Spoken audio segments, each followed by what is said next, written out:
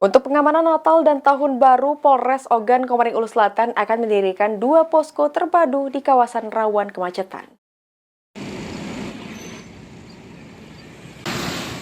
Untuk pengamanan libur Natal dan Tahun Baru 2025, Polres Ogan Komering Ulu Selatan terjunkan puluhan personil.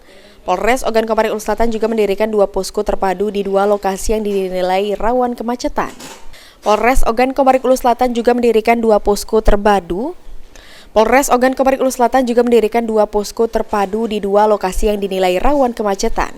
Posko tersebut didirikan di Terminal Bus Kota Muara II dan di kawasan wisata Danau Ranau, Kecamatan Banding Agung. Sementara untuk mengantisipasi lonjakan pengunjung yang dapat menimbulkan kemacetan di kawasan wisata, Satlantas Polres Ogan Komering Ulu Selatan bekerja sama dengan Dinas Perhubungan memberlakukan rekayasa lalu lintas satu arah atau one way. Pemberlakuan rekayasa lalu lintas khusus di kawasan wisata Danau Ranau ini masih seperti tahun-tahun sebelumnya, di mana rekayasa tersebut berlaku untuk pengendara atau pengunjung yang menuju kawasan wisata Danau Ranau.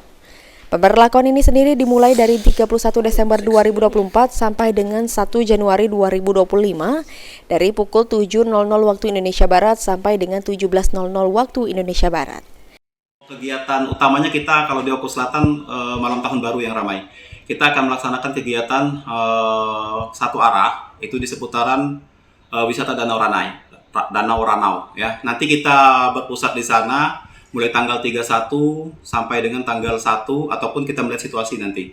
Untuk kegiatannya kita laksanakan satu arah itu dari Pusri, nanti yang menuju ke Banding Agung itu kita satu jalur ya, tidak boleh masuk kendaraan dari Banding Agung ke Pusri.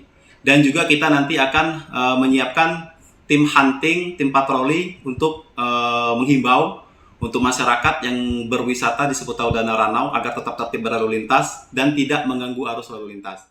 Sri Fitriana, PAL TV.